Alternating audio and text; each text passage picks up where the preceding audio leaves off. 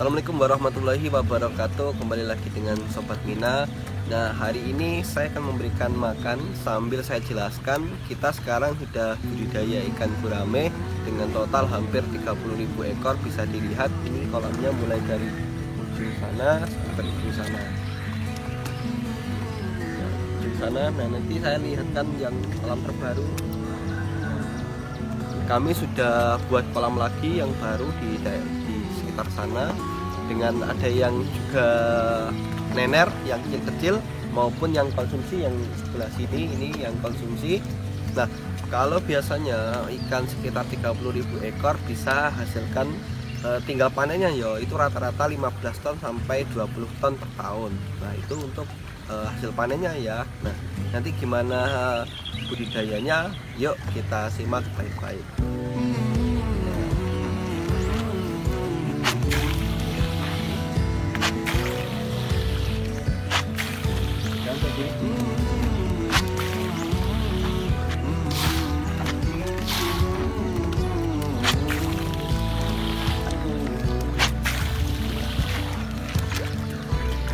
Ini sekalian kita baru.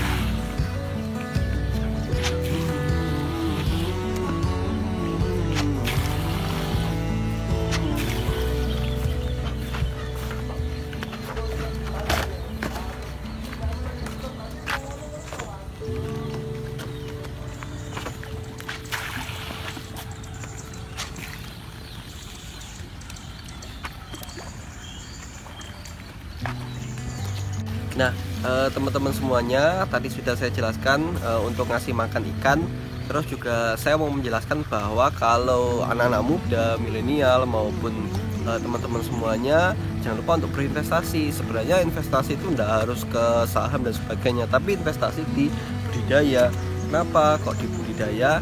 Karena budidaya itu juga bisa jadi passive income teman-teman semuanya. Jadi gini, ibaratnya celengan lah yang nantinya jenengan semuanya petok atau misalnya ambil ketika sudah panen, karena hasilnya pun juga cukup maksimal. Jadi ketika punya uang ataupun punya misalnya joinan kepada kami dengan Sobat Mina, misalnya mau buat kolam ikan atau misalnya nanti buat tambahan tanah untuk pembuatan kolam, kita bisa juga kok ikut bekerjasama dengan Anda semuanya bagaimana nantinya mengembangkan hasil budidaya perikanan air tawar lokal. Nah, ini kita budidaya ikan air tawar khususnya di ikan gurame. Nah, ikan gurame ini rata-rata panen sekitar 8 sampai 12 bulan. Memang agak lama, tapi bisa juga dipercepat dengan 6 bulan, namun juga perlu treatment tertentu dan juga bibit yang harus cukup siap dan matang, karena kita juga perlu pemilihan bibit yang baik, terus juga pemeliharaan dengan SOP yang baik. Nah, tanpa SOP yang baik kita tidak akan mungkin mencapai apa-apa yang menjadi target kita nantinya. Bagaimana misalnya per kolam kita targetkan misalnya 2 ton atau sampai misalnya paling banyak 5 ton per tahunnya. Nah, itu bisa nanti kita treatment bagaimana SOP yang baik. Nah, teman-teman semuanya, terus kenapa toh kok di ikan gurame itu kok ada jaring-jaring kayak gini? Nah, gunanya ikan jaring-jaring kayak gini supaya ikan-ikan juga tidak keluar. Ikan gurame itu budidaya cukup relatif sebenarnya sulit-sulit gampang, karena sebenarnya gurame itu juga mudah stres, terus juga kalau airnya juga tidak bersih, terus juga pH-nya kurang, juga mereka akan mudah terkena penyakit. Maka dari itu harus menyesuaikan dengan suatu kondisi dan juga banyak-banyak diberikan air, karena itu untuk penambah oksigen. Nah, di pinggir-pinggir kolam itu biasanya ditanami seperti kangkung, seperti ketela, yang membuat para gurame itu bisa ngasih makannya, karena sebenarnya gurame itu herbivora loh. Jadi misalnya ini kita ambil, langsung kita masukkan aja. Nah, otomatis gurame akan langsung memakan dari tanaman tersebut. Nah, ini juga bisa jadikan tambahan hingga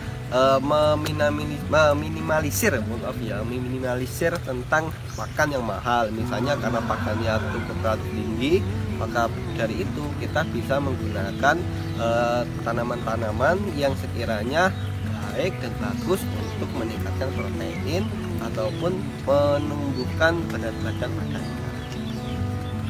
Nah, itu saja tips dari saya. Mari kita sama-sama anak-anak muda untuk bekerja keras di bidangnya masing-masing. Nah, sekarang saya berinvestasi perikanan, kalian berinvestasi di bidang apa? Silakan tulis di kolom komentar.